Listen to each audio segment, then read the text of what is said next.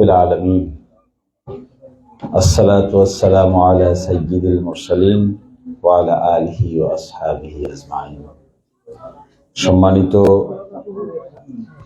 মুরব্বিয়ানে কেরাম,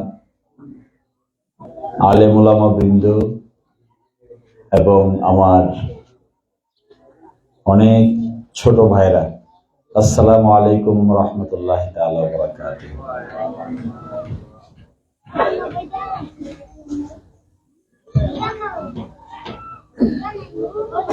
প্রবাদ আছে, প্রবাদ আপনারা সবাই জানেন। এই প্রবাদ যে কাঁচায় না নোয়ালে বাঁশ আর পাকলে করে, জানেন? কাঁচায় না নোয়ালে বাঁশ আর পাকলে করে ঠাস ঠাস। তো আমরা যে আপনাদের কাছে আসছি, আমরা আসছি হলো এমন কথা বলার জন্য যে কথাটা শুনলে আপনার কাছে মনে হবে যে আমরা এত বয়স হয়ে গেছে, আমাদের এত সময় পার হয়ে গেছে আমাদের, কিন্তু আমাদেরকে কেন এই পথ আগে দেখানো হয় নাই, আগে বলা হয় নাই, আগে আসা হয় নাই। দেখেন, এখানে আমরা আসছি হলো দিরাই থেকে। দিরাই থেকে এখানে আসার যে বিড়ম্বনা, দিরাই থেকে কিছু দূর এসে একটা গোদারা পার হলাম, গোদারা থেকে তারপরে রাস্তা দিয়ে হাঁটতে হাঁটতে মানে মাঝখান দিয়ে, হাওরের মাঝখান দিয়ে গেলাম হলো কলিয়া কাপড়। এই রাস্তা বছরে 6 মাস থাকে আর 6 মাস থাকে না। 6 মাস থাকে হলো পানির নিচে আর 6 মাস থাকে হলো পানির উপরে, তাও আবার মাঝে মাঝে ভাঙ্গা। ওখান থেকে আসলাম হলো মোটর সাইকেলে, যে রাস্তা দিয়ে সেটা পুরাটাই মাটির রাস্তা। এবং এখানে আসতে আসতে, এতটুকু জায়গা আসতে আসতে কোমর পিঠ আর কোনোটাই ঠিক থাকে না।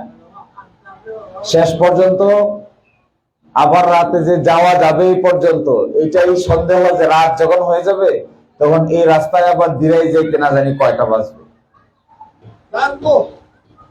এই এক অবস্থা যে তৈরি হয়েছে, এই অবস্থা তো আর একদিনে তৈরি হয় নাই।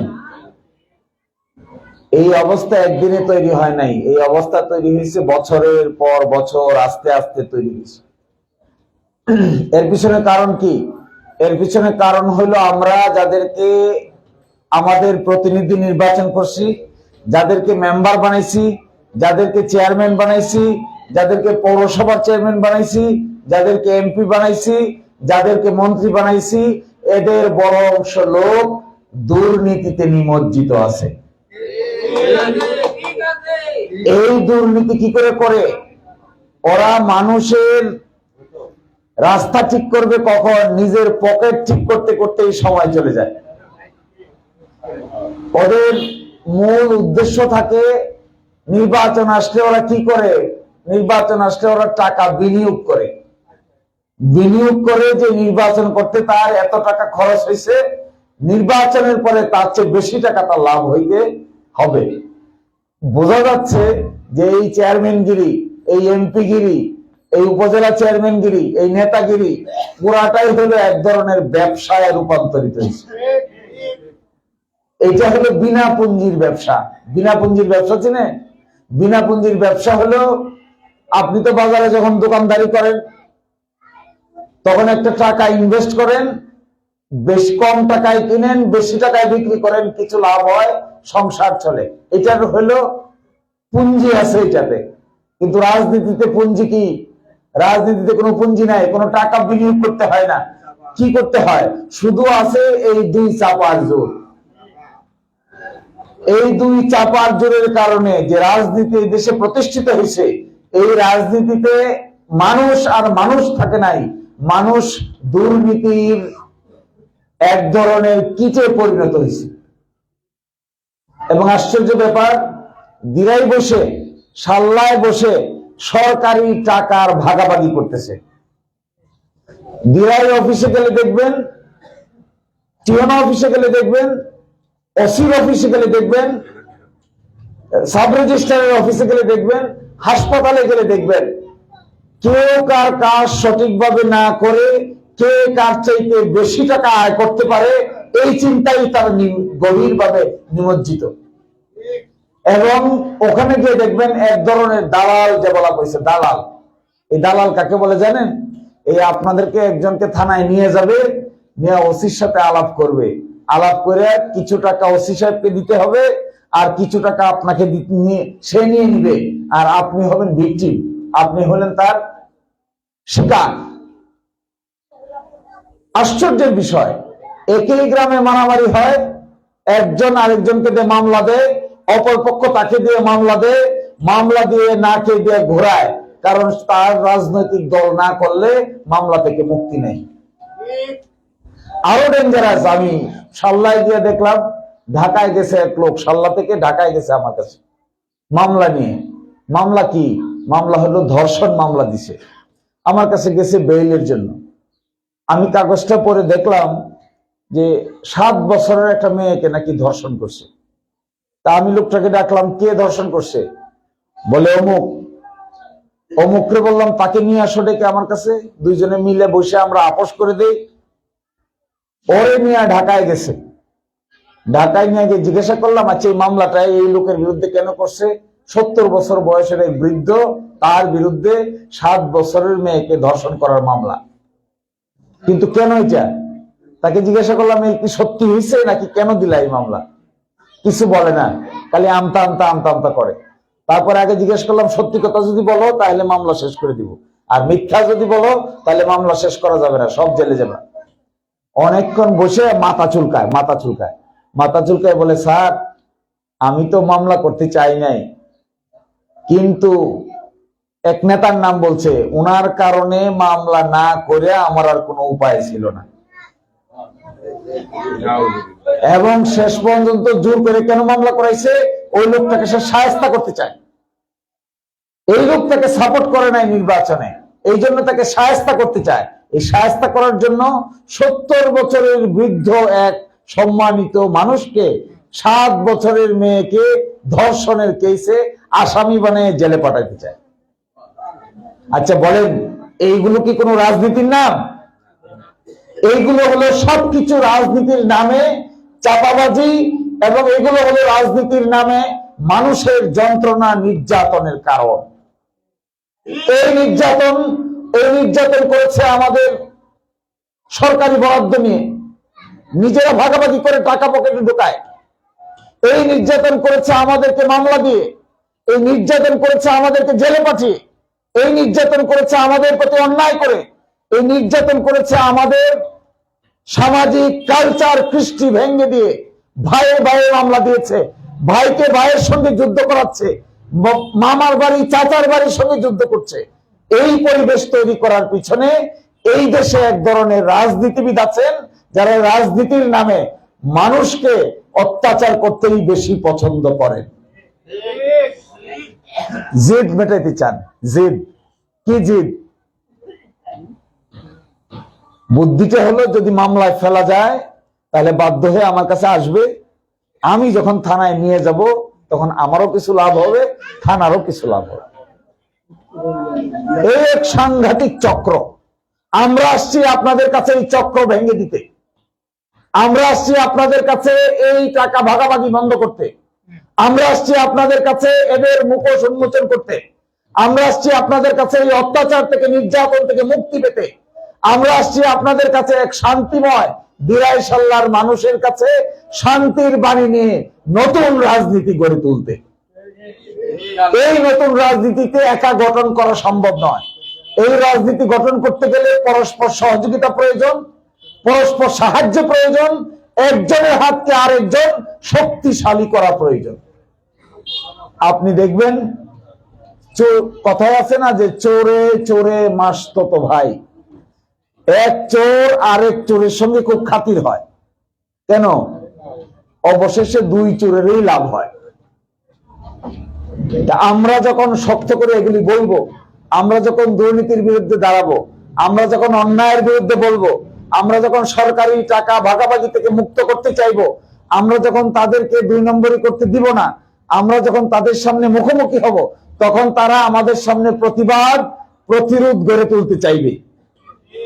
এই প্রতিবাদ প্রতিরোধ যখন গড়ে তুলবে, এই অন্যায়ের প্রতিবাদ করতে গিয়ে আমাদের উপর যে অন্যায় করতে চাইবে, অত্যাচার করতে চাইবে, আমাদেরকে বাধ্য করতে চাইবে, এই বাধ্য থেকে মোকাবেলা করার জন্য আপনারা আমরা একসাথে এক হাতে দাঁড়িয়ে এই প্রতিবাদ গড়ে তুলবো ইনশাআল্লাহ। এখানে কোনো পার্থক্য নাই, আমার আপনার মধ্যে কোনো পার্থক্য নাই। আমার শিক্ষা দীক্ষা আছে, আপনার শিক্ষা দীক্ষা একটু কম আছে। আপনি গ্রামে থাকেন, আমি শহরে থাকি। আপনি বয়সে বেশি, আমি বয়সে কম, আরেকজন বয়সে আরো কম। কিন্তু অন্যায়ের বিরুদ্ধে, অসত্যের বিরুদ্ধে, মিথ্যার বিরুদ্ধে ভাই, ভাতিজা, চাচা, ভাগিনে সব মিলে একসাথে শক্ত হাতে দাঁড়াতে হবে। কোনো পার্থক্য করা যাবে না। দেখবেন অত্যাচারীদের সবচেয়ে দুর্বল দিক হলো এদের কলিজা নরম থাকে, ভয়ে নরম থাকে। যারা অত্যাচার করে তাদের দুর্বল দিক কি? অত্যাচারীরা সব সময়, অন্যায়কারীরা সব সময়, মিথ্যাবাদীরা সব সময় ওই যে চোরের মনে পুলিশ পুলিশ করে, দুর্বল থাকে সব সময়। আর সত্যবাদী লোকের জীবনের সবচাইতে বড় সম্পদ কি? সে যদি সত্য কথা বলে, তার চোরের মনে পুলিশ পুলিশ করার কোনো দরকার নাই। তাহলে আপনার শক্তি কি? আপনার শক্তি সততা। আমার শক্তি কি? আমার শক্তি সততা। আমার শক্তি অন্যায়ের বিরুদ্ধে অবস্থান নেওয়া। আমার শক্তি মানুষ, আমার শক্তি জনগণ, আমার শক্তি সত্যবাদী মানুষ, মিথ্যার বিরুদ্ধে মানুষ, নতুন প্রজন্মের মানুষ, ছাত্ররা, ছাত্রীরা, শিক্ষকরা সকলে মিলে যে ঐক্য গড়ে উঠবে, এই ঐক্য এই পুরাতন রাজনীতির, ঘুণে ধরা রাজনীতির ভেঙে খান খান করে দিবে। আপনারা আমাদেরকে এই সত্য কাজ বাস্তবে রূপান্তরিত করার জন্য সাহায্য করবেন, পিছপা হবেন না।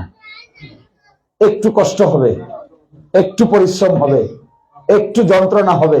এরকম কষ্ট পরিশ্রম আল্লাহ রসুলেরও হয়েছে, হয় নাই? হযরত মুহাম্মদ মুস্তাফা সাল্লাল্লাহু আলাইহি ওয়াসাল্লাম যিনি আল্লাহ রসুল, এই আল্লাহ রসুলকে পর্যন্ত দ্বীনের কাজ করতে গিয়ে এই কাফেররা, এই বদদিনীরা, এই মুশরিকরা তার দান মোবারক পর্যন্ত শহীদ করেছে।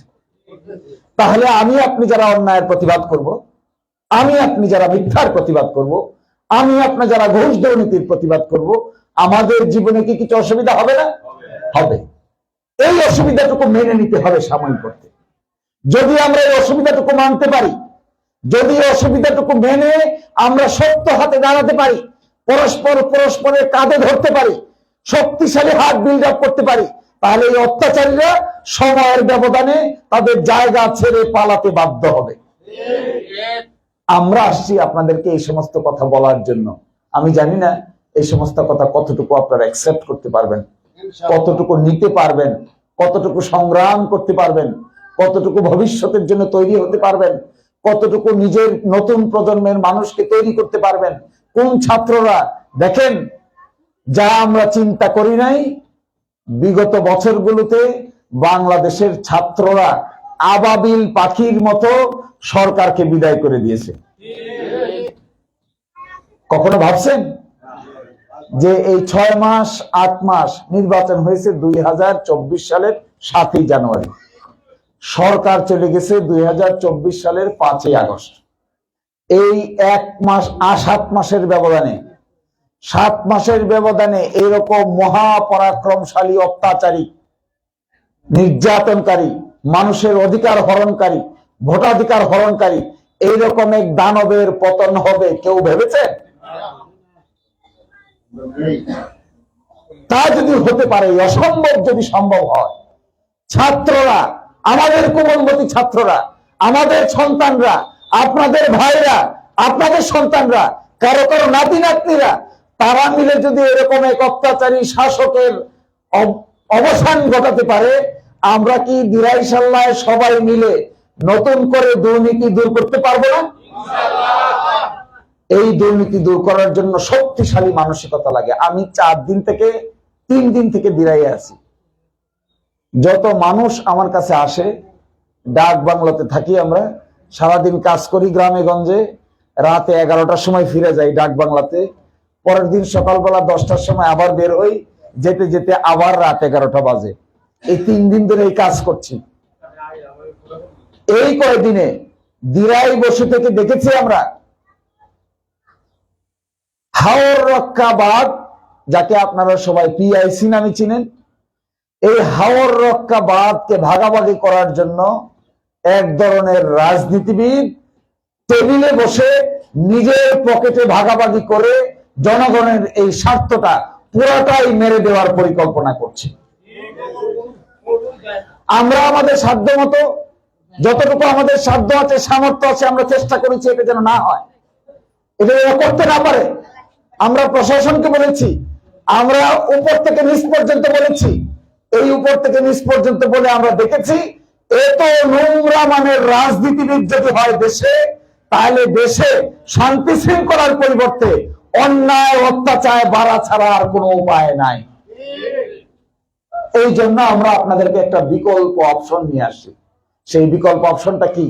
এই বিকল্প অপশন হলো, সময় আসতেছে আপনাদের, এতদিন তো নিজের মতামত প্রকাশ করার সুযোগ পাওয়া যায় নাই। এতদিন বাংলাদেশের মানুষ সঠিকভাবে ভোটাধিকার প্রয়োগ করার সুযোগ পায় নাই। রাতের অন্ধকারে নির্বাচন হয়েছে, সকালবেলা উঠে দেখা গেছে সরকার যারা ছিল তারাই থেকে গেছে। এবং উপরে এক জিনিস আর ভিতরে আরেক জিনিস।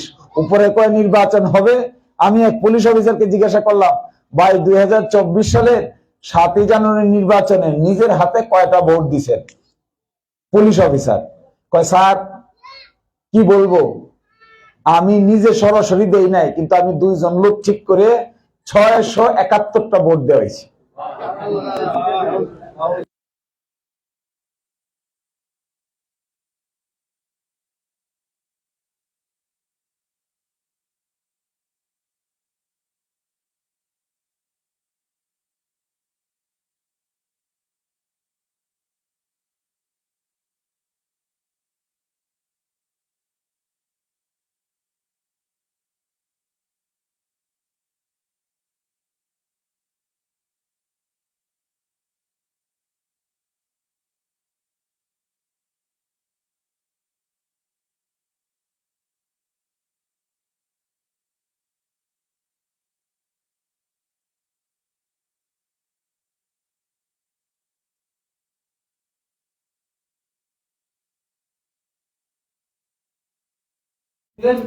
ডিসি সাহেব, ইওনো সাহেব, এর ওসি সাহেব উল্টা এমপি সাহেবকে ধমক দিয়ে বলতেন, স্যার কিভাবে এমপি হয়েছেন ভুলে গেছেন?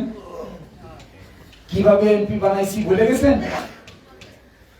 আমি নিজেই তো দিছি 671। এই ধরনের এমপি, রাজনীতি, মন্ত্রী, উপজেলা চেয়ারম্যান, এই ধরনের ইউনিয়ন পরিষদের চেয়ারম্যান, ইউনিয়ন পরিষদের চেয়ারম্যান যারা রাতে ভোট জালিয়াতি করে এরকম হয়, তাদের এমপি মন্ত্রী হওয়ার কোন দাম আমাদের কাছে আছে? কোনো মূল্য নাই।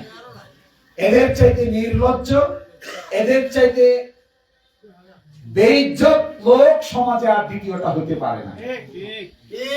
এই জন্য আমরা আসছি আপনাদের কাছে। আমরা সুষ্ঠু রাজনীতির বিকাশ ঘটাইতে চাই, আমরা সততার ভিত্তিতে রাজনীতি পরিচালনা করতে চাই। আমরা সরকারের টাকা পয়সা কখনো 1 বিন্দু পরিমাণ টাকাও আমরা নিজেদের পকেটে ঢোকাতে চাই না। জনগণের যে অধিকার আছে, তার অধিকার সুষ্ঠুভাবে তার হাতে তুলে দিতে চাই। আমরা মিথ্যার বিরুদ্ধে অবস্থান নিয়ে থানাকে ব্যবহার করে, অফিসকে ব্যবহার করে মানুষকে নির্যাতন করার পদ্ধতি চিরতরে বন্ধ করে দিতে চাই। এই ধরনের চাওয়া, এই ধরনের রাজনীতি, এই ধরনের নতুন দিরাই সাল্লার রাজনীতির সঙ্গে আপনারা যুক্ত হতে চান? যদি আপনারা যুক্ত হন, তাহলে চলেন বন্ধুর মতো কাজ করি, ভাইয়ের মতো কাজ করি, নেতার মতো না, রাজার মতো না, পরস্পর ভাই ব্রাদারের মতো, পরস্পর সম্মানের ভিত্তিতে। আপনি আমাকে সম্মান করবেন, আমিও আপনাকে শ্রদ্ধা করবো। এটাই হবে রাজনীতি কাজ। আমি আপনাকে বিপদে ফেলে বাধ্য করে আপনার ঘর নিয়ে যাব, বাড়ি নিয়ে যাব, ধান ক্ষেত নিয়ে যাব, এটা করে যাব, এগুলোর নাম কি রাজনীতি নাকি এগুলোর নাম গুন্ডামি? আমরা এই গুন্ডামির রাজনীতি থেকে বের হয়ে পরস্পর ব্রাদারহুড, ভ্রাতৃত্বের বন্ধন, সম্মান, ইজ্জত, পরস্পরকে ইজ্জত দেওয়া, সম্মান দেওয়া। আপনি আলেম, আলেমকে আমরা আলেমের মতো সম্মান দিতে চাই। আপনি স্কুলের শিক্ষক, স্কুলের শিক্ষককে আমরা শিক্ষকের মতো ইজ্জত দিতে চাই।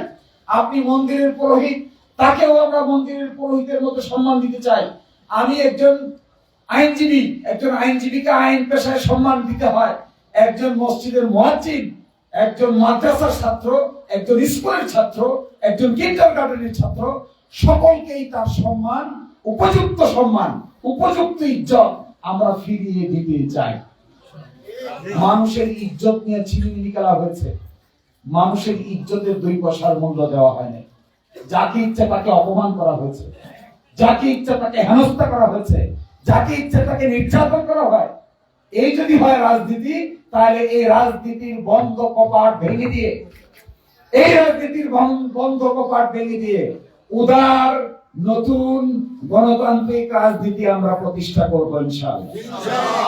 এই রাজনীতি প্রতিষ্ঠার জন্য আপনারা প্রতিজনই গুরুত্বপূর্ণ মানুষ, কেউ কারো চেয়ে কেউ কম গুরুত্বপূর্ণ নয়। একজন কৃষক, সে তার কাজে গুরুত্বপূর্ণ। একজন মুয়াজ্জিন, সে তার কাজে গুরুত্বপূর্ণ। একজন মাছ ব্যবসায়ী, সে তার কাজে গুরুত্বপূর্ণ। একজন স্কুল শিক্ষক, সে তার কাজে গুরুত্বপূর্ণ। একজন বাড়িতে কাজ করে যে গৃহকর্মী, সে তার কাজে গুরুত্বপূর্ণ। বাড়িতে যে রান্না করেন আপনার স্ত্রী, সে তার কাজে গুরুত্বপূর্ণ। একজন শিশু, সে তার কাজে গুরুত্বপূর্ণ। প্রতিজন মানুষের সম্মান, ইজ্জত, আব্রু আমাদের কাছে আমানত স্বরূপ।